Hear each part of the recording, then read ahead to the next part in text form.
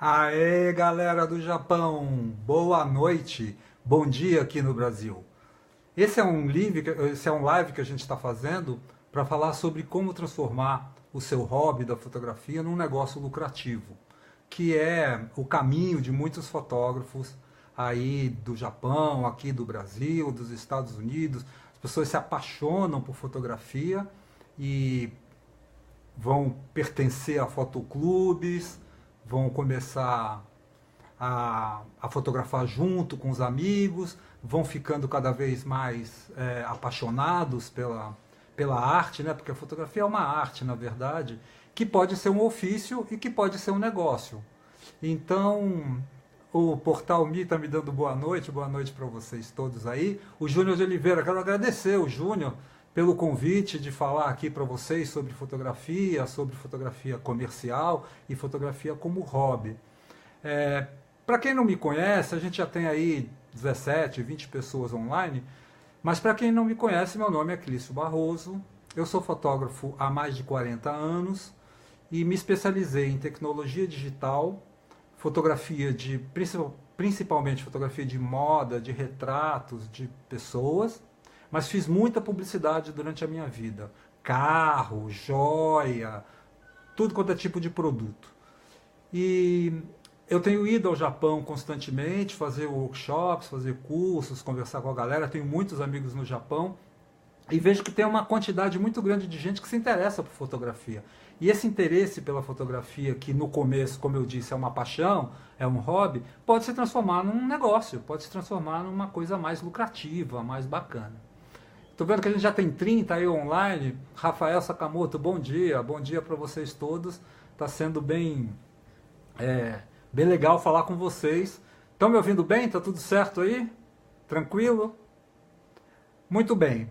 Então a primeira grande pergunta que as pessoas se fazem é: puxa vida, a fotografia é tão legal, a fotografia é tão gostosa, a gente se une, sai junto, fotografa e tal. Como é que eu posso fazer disso uma profissão, né? E basicamente, para se profissionalizar, a gente começa com escola, né? Eu acho que escola é a melhor solução para quem não sabe absolutamente nada de fotografia. Então, existem escolas mais longas, cursos mais longos, existem escolas que oferecem cursos mais curtos, e existem escolas de 2 anos, 4 anos. Né? Depende do que você quer fazer. Isso vale para o mundo inteiro. Em qualquer lugar do mundo você acha escola de fotografia. O legal da escola não é que você vai aprender coisas fantásticas. Você vai aprender o básico da fotografia, você vai aprender a parte técnica, que na minha opinião hoje não é a parte mais importante. Ela precisa existir, é que nem dirigir carro, andar de bicicleta. Oi, Alex Santos, tudo bem? Estou vendo que você está aí.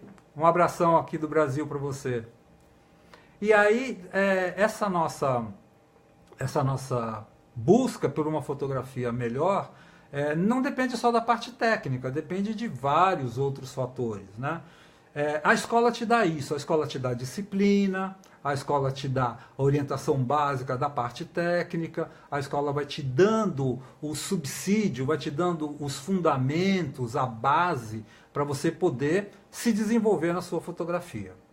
Quando a fotografia passa dessa fase da escola de fotografia, porque eu acho que é uma fase, né? A escola é uma fase e aí você vai começar a buscar coisas mais especializadas dentro do que você gosta. Ah, você gosta de natureza? Você vai procurar workshop de natureza, vai procurar conversar com fotógrafos que atuem nessa área e que sejam referências nessa área, né?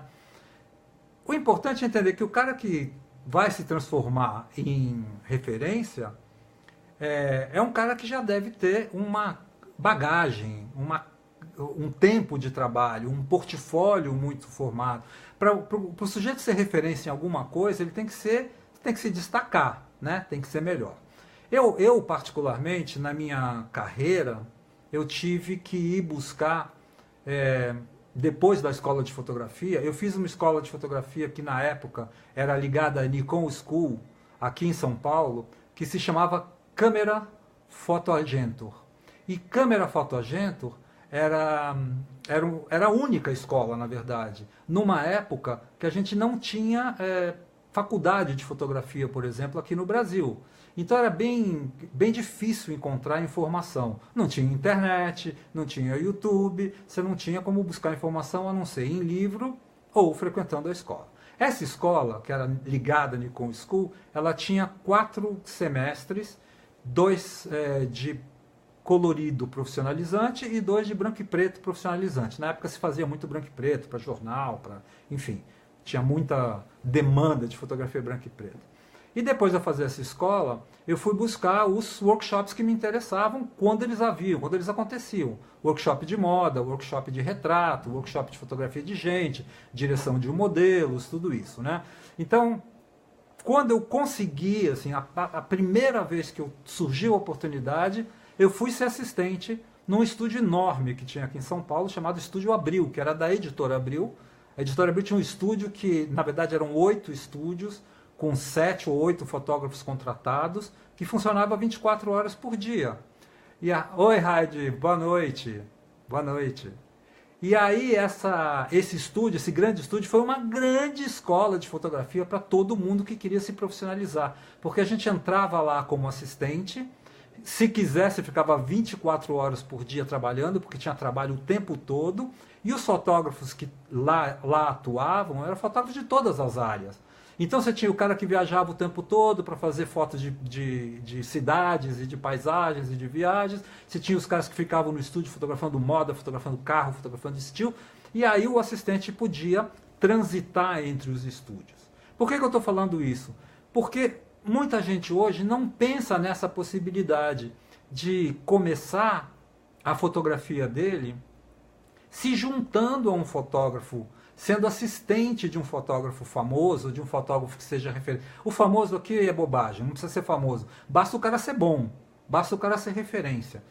Porque a vantagem de você ser assistente de um grande fotógrafo é que você acaba entrando mais fácil no mercado. Claro que você não precisa... Talvez você não aprenda tanta fotografia assim, porque você já fez a escola, você já fez os workshops, ou você faz ao mesmo tempo escola, workshop e assistência. Mas o importante é que o fotógrafo referência te abre as portas para você conhecer o mercado, para as pessoas te conhecerem. Olha, um exemplo que eu dou que é bem simples. É muito difícil você bater na porta da revista Vogue com seu portfólio embaixo do braço e falar, olha, eu quero ser fotógrafo da sua revista. É muito difícil te receberem para começar. Mas é muito mais fácil se você já trabalhou com a equipe da Vogue, porque você é assistente de um fotógrafo famoso, e você é conhecido lá na revista. Então, quando você chegar com o seu portfólio, as pessoas falam, ah, você, o ex-assistente do fulano. Não, deixa eu ver o teu trabalho. Então, facilita muito, facilita muito. Aprender na prática complementa aquele curso que você está fazendo ou aqueles workshops que você fez. Uma outra coisa que muita gente não se preocupa é entender que capacitação profissional é diferente de aprender a fotografar.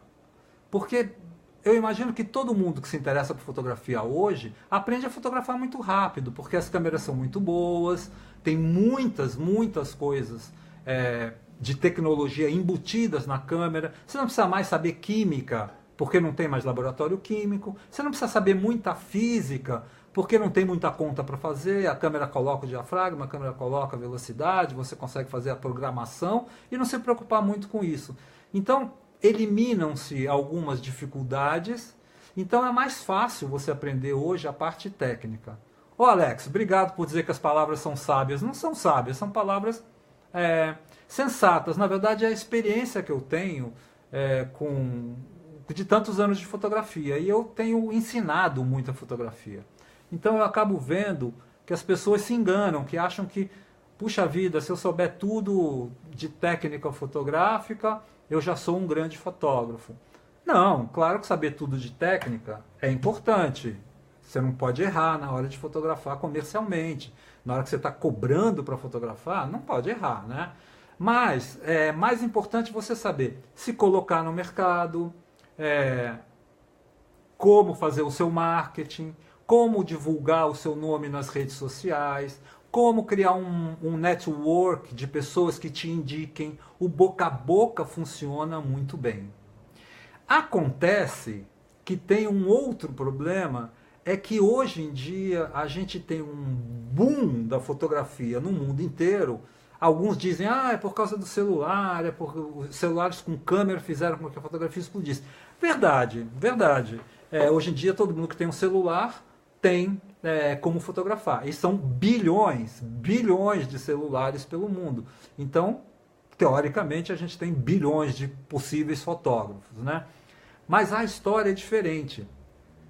Muita gente opta por fazer uma fotografia profissional baseada no seu trabalho pessoal, uma fotografia de expressão. O que antigamente se chamava de fotografia artística, ou fotografia de arte, ou se chamou durante um período de fotografia autoral, né? Essa fotografia autoral hoje é uma enormidade. O que você vê de gente muito talentosa fazendo uma fotografia mais sensível, uma fotografia mais pessoal, uma fotografia às vezes mais íntima, ou documental, mostrando coisas que o jornalismo não mostra, por exemplo, ou mostrando de uma perspectiva diferente.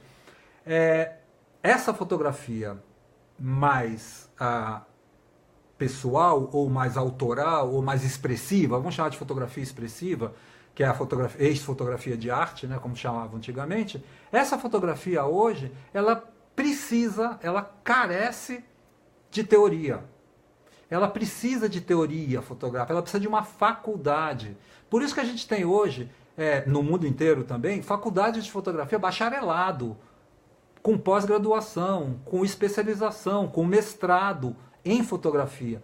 Não é porque o cara vai aprender a fotografar, porque quem entra num mestrado de fotografia já sabe fotografar há muito tempo. O cara vai aprender outras coisas, vai aprender filosofia, vai aprender antropologia voltada à fotografia. Então, o campo é vastíssimo, é enorme. Na prática, o que acontece?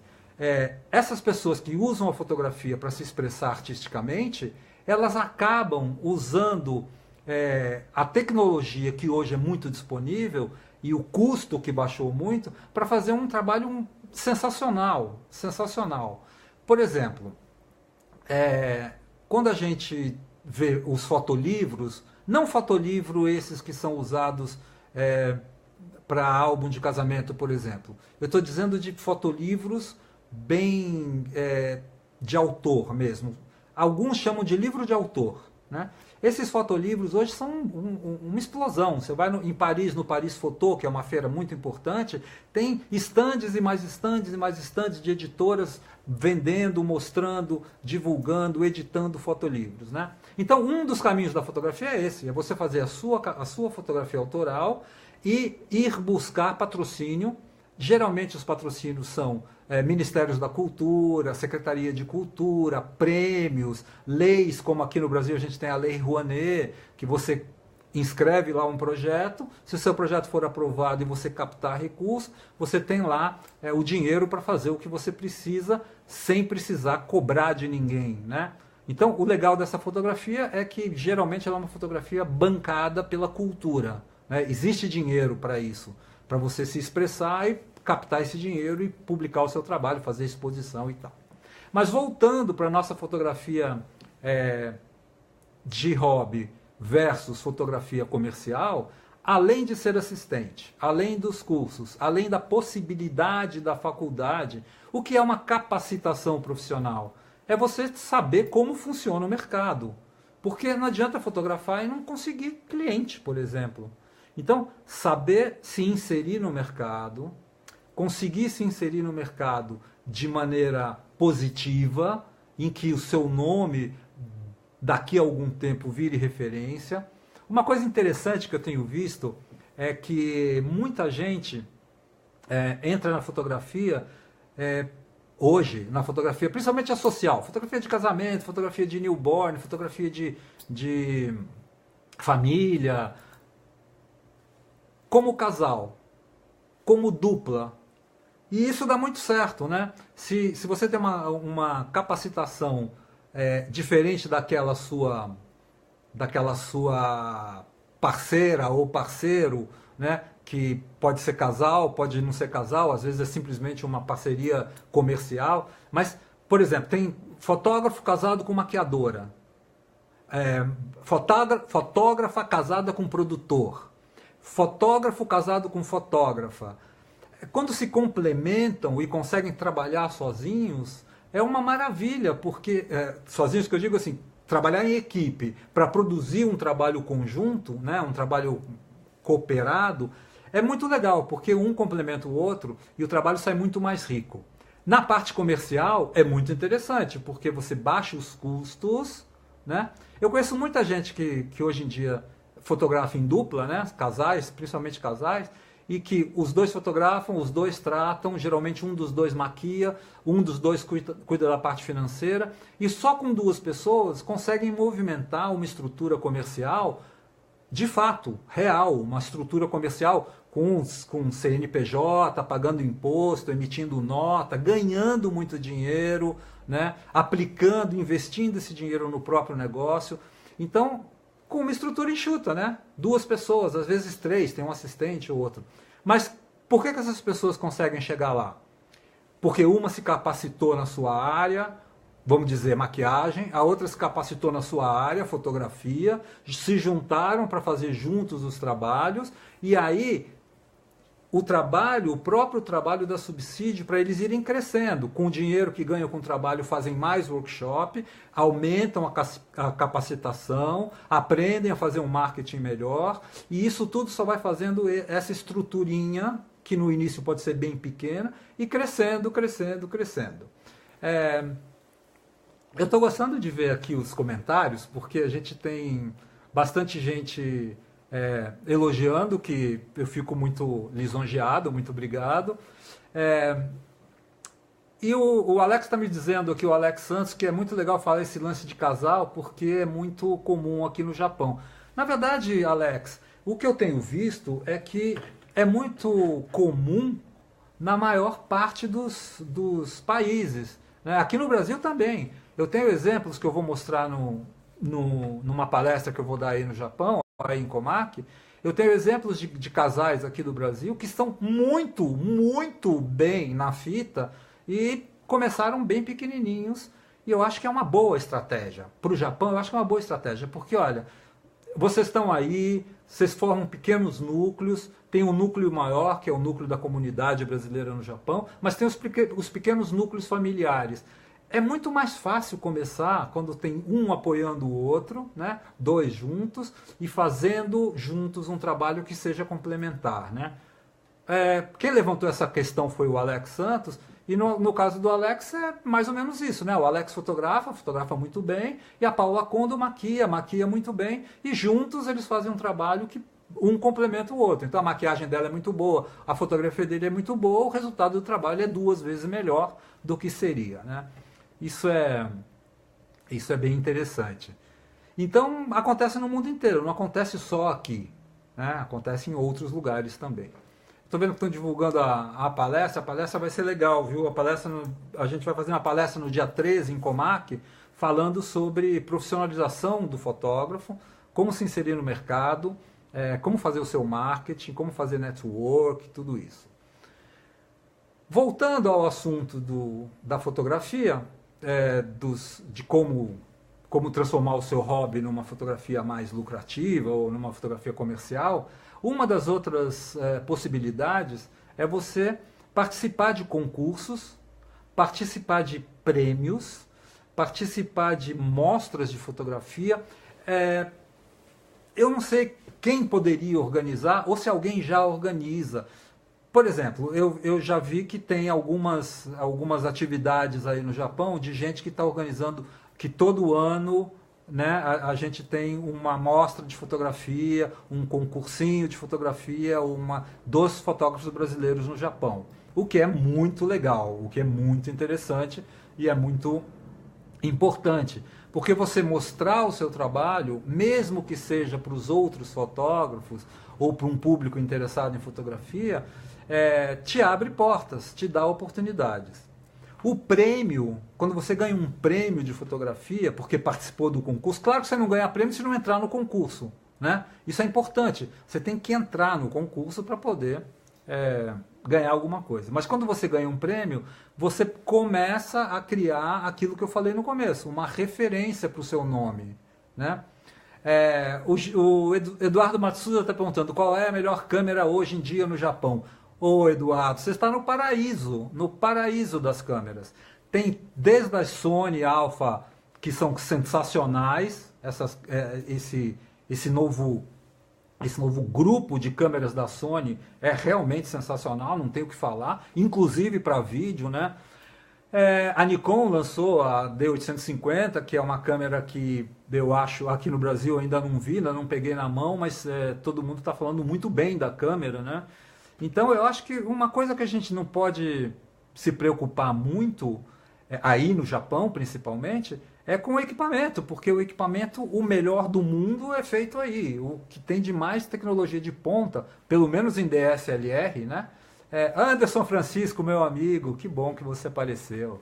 Um abração aqui do Brasil para você. Mas então, o equipamento não é uma coisa que me preocupe muito hoje em dia, porque todas as câmeras têm uma tecnologia embutida. Oi, Minoru Sato. Ó, o Minoru é um que fotografa, né? A Sheila maquia, sempre tem essa duplinha de casais que funciona bem. Mas voltando às câmeras, eu não me preocupo muito com equipamento hoje, porque todas as câmeras de um certo nível para cima, DSLR, todas são muito boas, muito boas. Assim, dificilmente você vai usar 30% dos recursos daquela câmera. Então, essa é uma preocupação no Japão que eu acho interessante. Os fotógrafos brasileiros no Japão ficam muito preocupados em ter a mais nova, a mais cara, a mais brilhante câmera, quando deviam estar preocupados em ter cliente, em fazer o seu marketing, em ganhar dinheiro com fotografia, em preparar o caminho para quando eventualmente sair do Japão, ir morar em outro país, voltar para o Brasil, ou mesmo ficar no Japão, preparar o caminho para falar, bom, um dia eu vou ser fotógrafo e para eu ser fotógrafo eu preciso de um monte de coisas além do equipamento. O equipamento é importante, claro, né? Não sou bobinho, não vou falar que você fotografa com qualquer equipamento para os clientes importantes, mas um mínimo de equipamento de qualidade já é mais do que suficiente. As preocupações eu acho que deveriam ser outras. Você tem que se preocupar mais com a outra parte oculta da fotografia, ou não tão óbvia da fotografia, para poder se dar bem comercialmente. Olha, quando você vai levar um portfólio num lugar, para talvez ser contratado, ou talvez te pegarem para fazer um trabalho maior, menor. Pode ser pessoa física, se você é fotógrafo de casamento, de newborn, de família, de retrato, pode ser a pessoa física. Ou pode ser pessoa jurídica, se você fotografa publicidade, se você fotografa para agências, se você fotografa para grandes empresas, né? Quando você vai levar o seu portfólio, ou quando você vai mostrar o seu portfólio, essas pessoas querem ver um diferencial. Elas não querem ver um trabalho igual o do seu amigo do lado. Olha, as pessoas se preocupam com o equipamento em vez de se preocupar em como iniciar essa fotografia.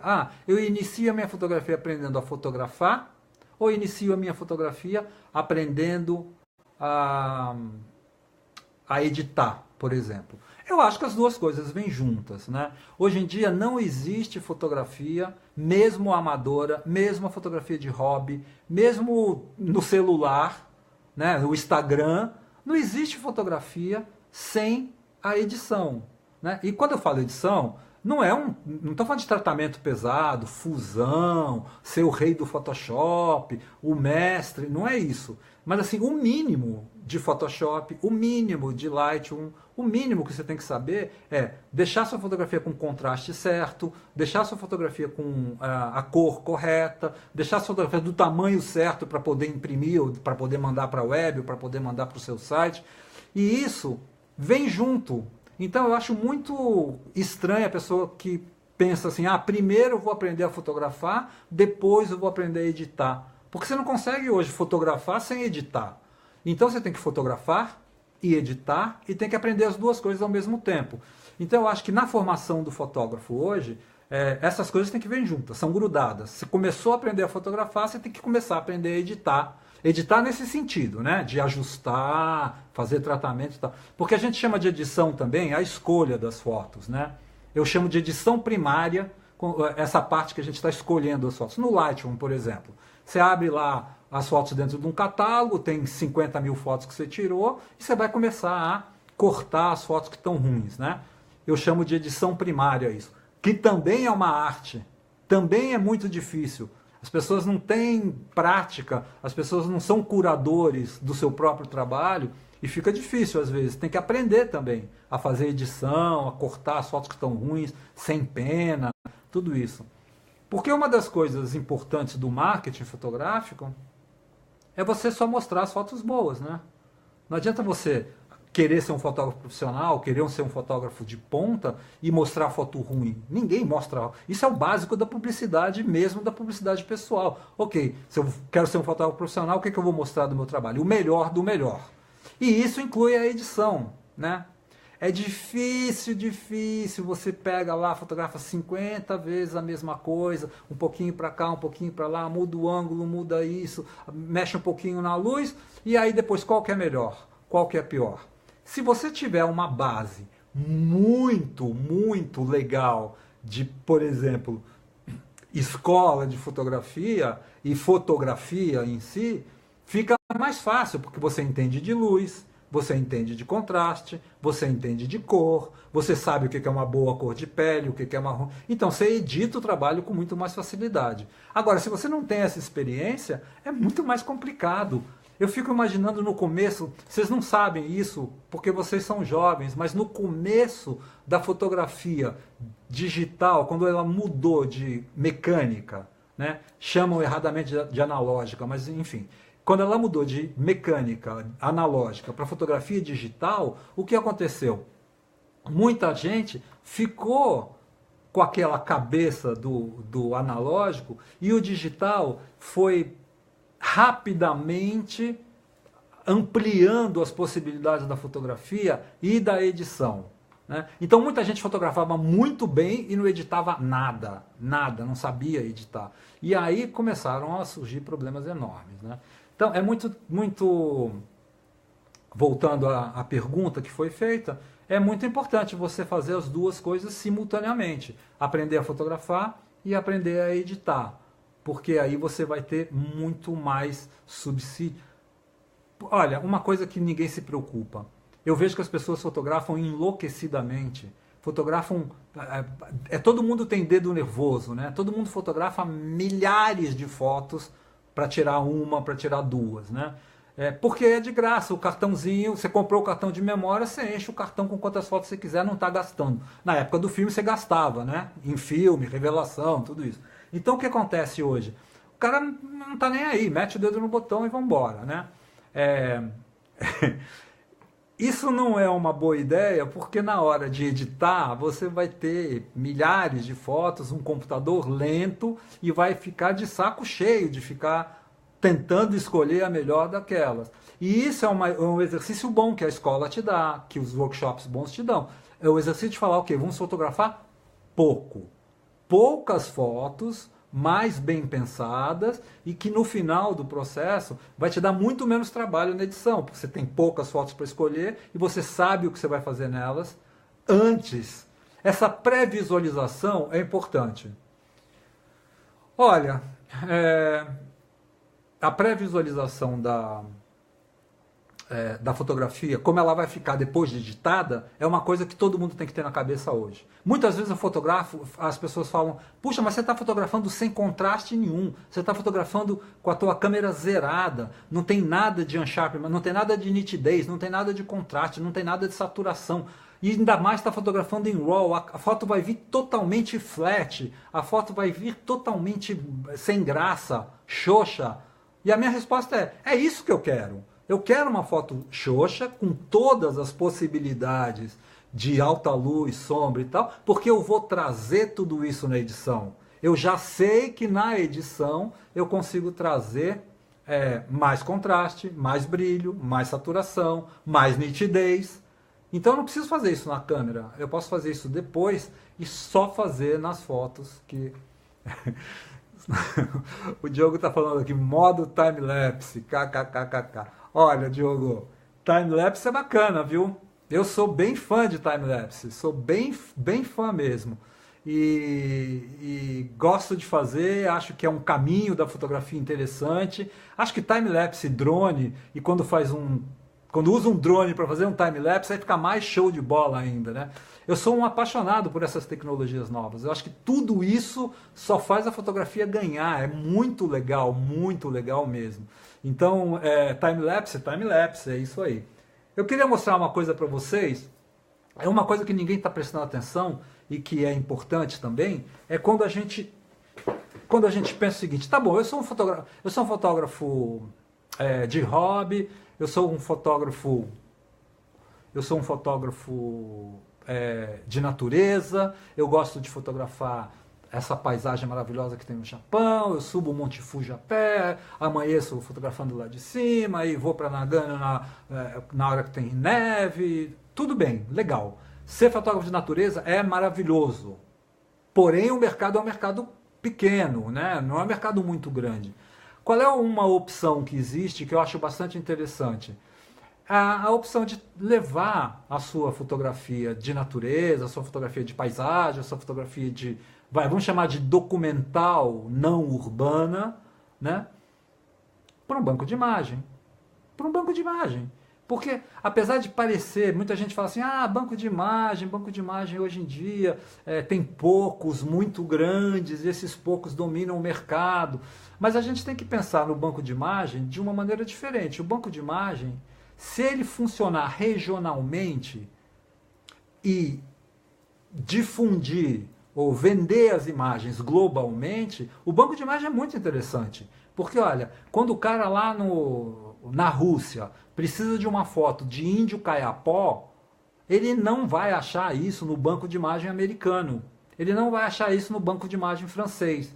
Mas ele provavelmente vai achar num banco de imagem brasileiro, regional, que tenha esse caminho, né, de fotografias culturais brasileiras ou fotografias regionais brasileiras e que vende para o mundo inteiro. Então as possibilidades aumentam. Fala, poxa, eu moro num lugar pequeno, mas que tem coisas interessantíssimas aqui perto de onde eu moro, eu posso fotografar essas coisas e só eu vou ter.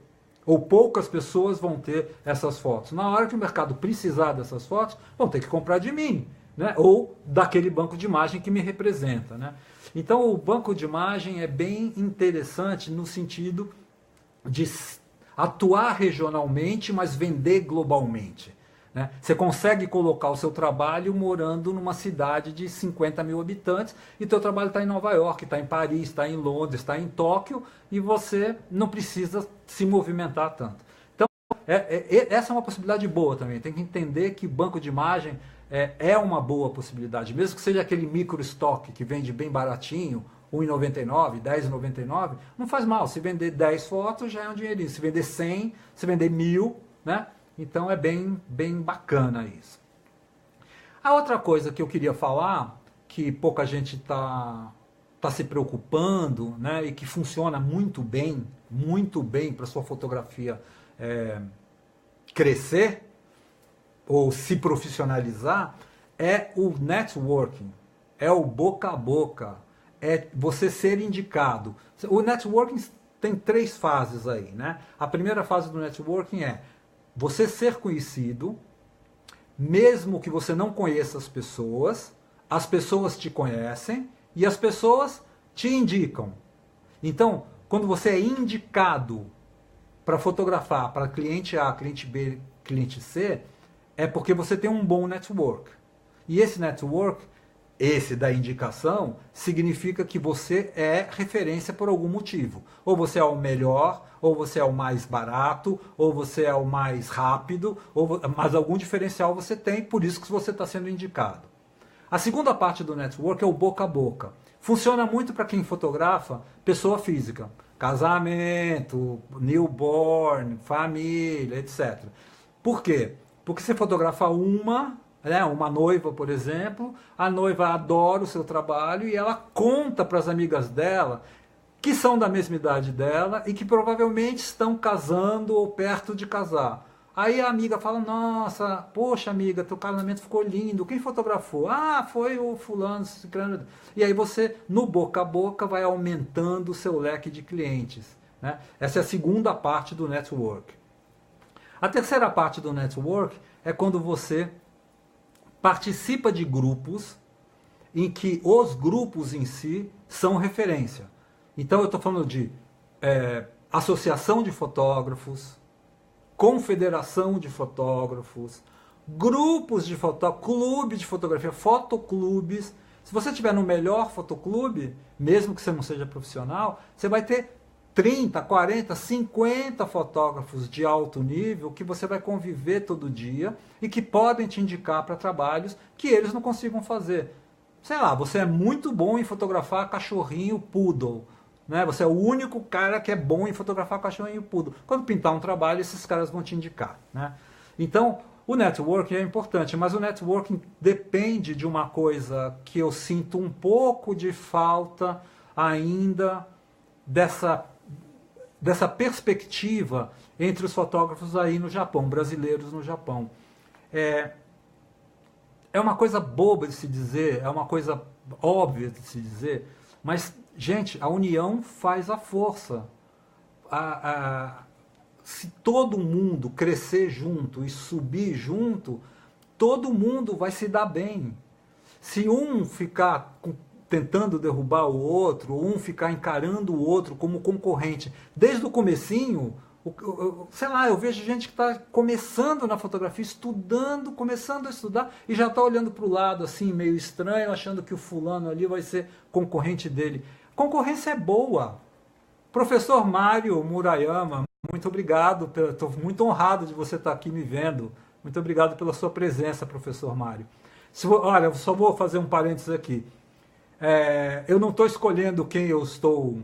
A união faz a força, né? Isso é legal. Eu não estou escolhendo com quem eu vou falar, não, mas o professor Mário eu tenho que falar, porque nós estudamos juntos na câmera Photo Argento Nikon School, como eu falei para vocês, lá na década de 70, comecinho da década de 70. Então, eu conheço o professor Mário há mais de 40 anos. Talvez 45 anos nós nos conhecemos, né? Gosto muito dele, tenho muito respeito por ele. Sensei, gosto muito mesmo. E eu sei que pensa muito como eu. Se não houver uma união, se você não encarar o seu amigo, o seu colega, o seu companheiro, o outro brasileiro, peruano ou argentino que está lá junto com você como concorrente, e sim como... Aqui no Brasil tem uma coisa chamada coletivo. Aqui no Brasil não, no mundo inteiro, né? O coletivo são 2, 3, 4 fotógrafos que se juntam para fazer um trabalho conjunto e assinam juntos. Então olha só como é desprendido, como não é egoísta. Você faz parte de um coletivo, vão lá os 3 fotógrafos fotografar o que tem que fotografar, sei lá, um casamento, e aí no final, de quem são as fotos? Do coletivo. Poxa, isso só faz a fotografia ganhar. Isso só faz o trabalho ficar melhor. Porque claro que 3 cabeças pensam melhor do que uma e 3 fotógrafos fotografam melhor do que um sozinho. Ou fotografam mais, ou fotografam de vários ângulos, ou fotografam de várias maneiras que vão deixar aquele trabalho mais interessante. Então, olha só, a concorrência é benéfica, a concorrência é fundamental para qualquer mercado. Tem que haver concorrência. Claro, se não tiver o Duran, se não tiver o Bob Wolfson, se não tiver os fotógrafos de moda melhores do que eu não tenho um parâmetro para dizer, puxa, eu preciso melhorar porque aquele cara está pegando mais trabalho que eu, porque ele é melhor do que eu, porque ele estudou mais, porque ele, sei lá, por algum motivo ele está se dando bem. Então eu quero chegar no mesmo nível dele. Nesse ponto a concorrência é fantástica, ela precisa existir, porque ela te puxa para cima. Porém, não é como o Júnior está dizendo, o Vinícius está falando, os fotógrafos aqui veem os outros como inimigo. Por quê? Por que o outro fotógrafo vai ser seu inimigo? Por quê? Porque vocês estão disputando um mercado pequeno, porque talvez aquele casamento o cara vai fazer mais barato que você, então já virou ódio. Não é. É muito mais interessante todo mundo participar junto de reuniões. Olha, a Abrafoto existe aqui no Brasil há 30 anos. Associação Brasileira de Fotógrafos de Publicidade. 30 anos. A Fototec, que eu fundei, existe há 20 anos. A Fototec tem 500 associados. A Abrafoto tem 300 associados. Que se reúnem toda semana, vão lá, bebem uísque, conversam, trocam informação. Você está cobrando muito caro, você está cobrando muito barato. Vamos todo mundo cobrar mais caro, porque senão os clientes vão se acostumar a não pagar. É fundamental essa união, porque se não houver, o grupo não cresce. Pode ser que um se destaque, outro se destaque, mas a gente tem aí 500 e vai ter um se dando bem e 499 se dando mal. Não existe isso. É um ofício, é uma profissão e que a gente escolhe porque a gente gosta de fotografia. Eu gosto de fotografia, consequentemente eu gosto de fotógrafo, porque fala a mesma linguagem que eu. Eu tenho um assunto com fotógrafos. Então eu quero ser amigo dos fotógrafos. São concorrentes. Se forem tão bons ou melhores que eu, puxa, que legal, aquele cara é melhor do que eu e eu tenho que chegar no nível dele. Mas eu não vou odiar ele porque ele é melhor do que eu. Eu vou correr atrás de ser igual a ele. Né? É bem diferente a maneira de encarar isso. Ô Kendi, tudo bem? Poxa, falei aí de banco de imagem, você não estava presente. Beleza? Deixa eu mostrar uma coisa para vocês. Olha, eu vou levar para o Japão um ou dois exemplares dessa Bíblia aqui, ó, 750 páginas de Lightroom. Dá para ver aí, né? Ó, 750 páginas de Lightroom. Vou sortear no curso de Lightroom.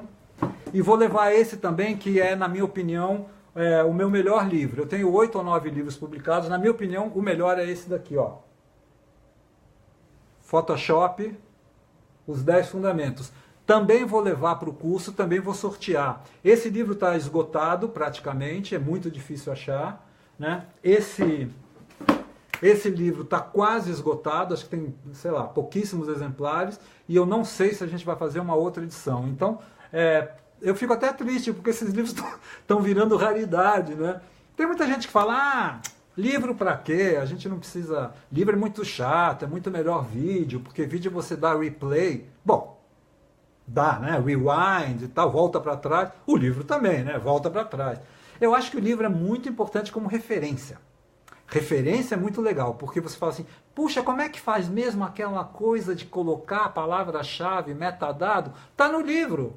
Tá no livro. Vai lá no livro e pega o livro e abre o livro na página e está lá. Então o livro como referência, uma biblioteca, é mais útil do que um vídeo que você vai ver 2, 3 vezes, ou no YouTube, que você vê lá um pedacinho de 5 minutos, aprende uma coisinha e esquece. Né?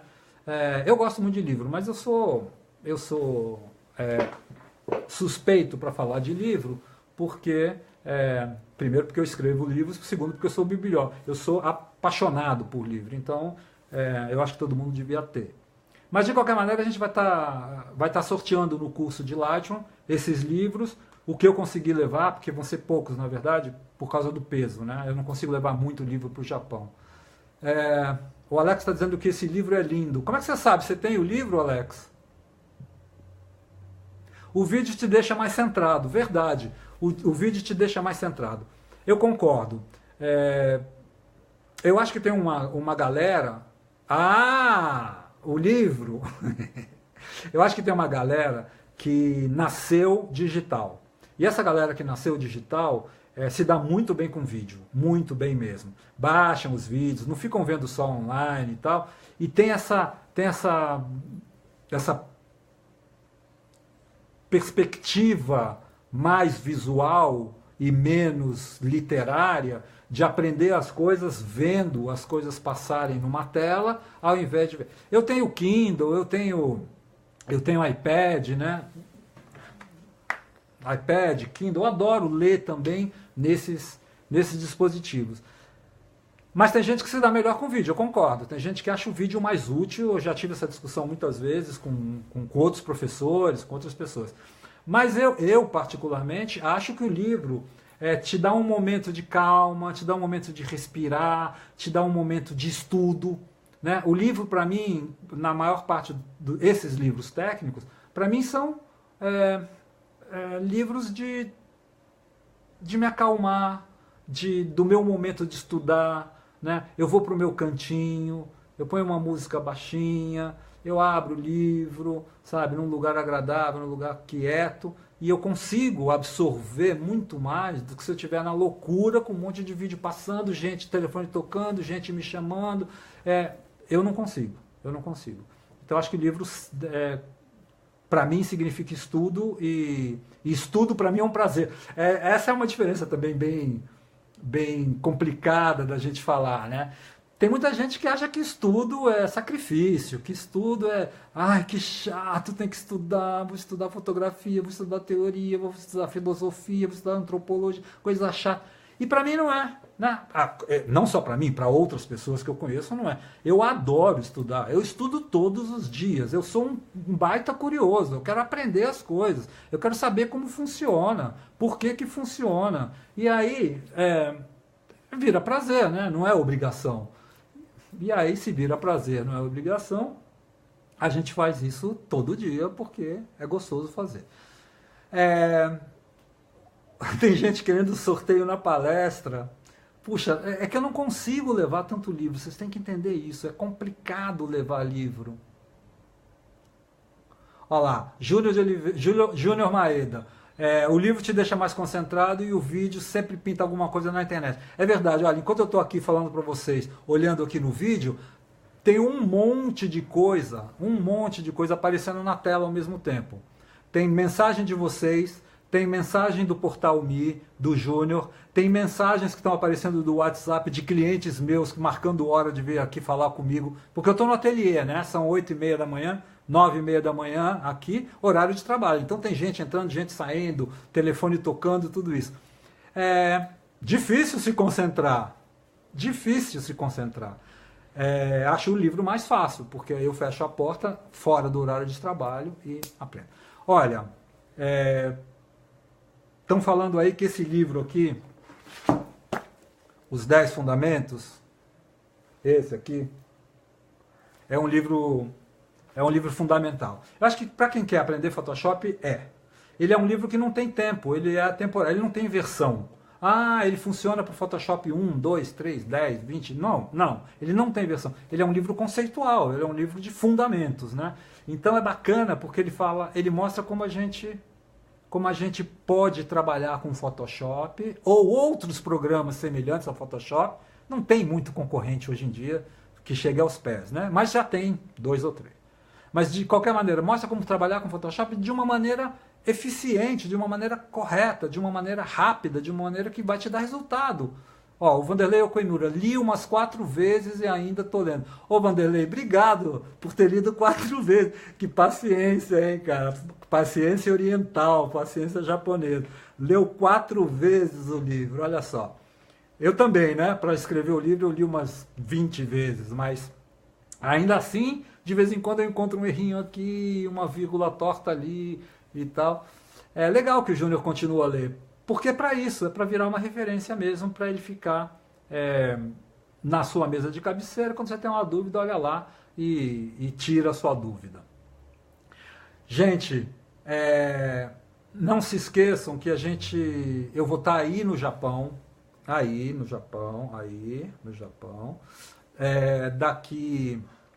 daqui a 3 semanas, eu tenho uma palestra sobre profissionalização e marketing na fotografia, que é como você se tornar um profissional, como você ganhar dinheiro com fotografia, como você vai se posicionar no mercado. É uma palestra de 3 horas, 2h30, é uma palestra longa, mas é uma palestra bem legal.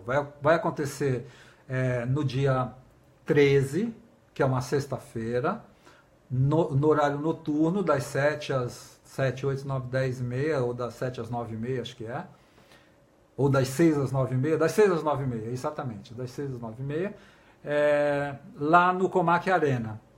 E aí no dia seguinte, 14 e 15, em Comac também, eu tenho o curso de Lightroom, que é um curso, é um workshop de Lightroom fundamental, que a gente vai passar principalmente pela área de biblioteca do Lightroom e pela área de revelação do Lightroom, que são os dois cernes, são as duas principais áreas do Lightroom, são essas duas.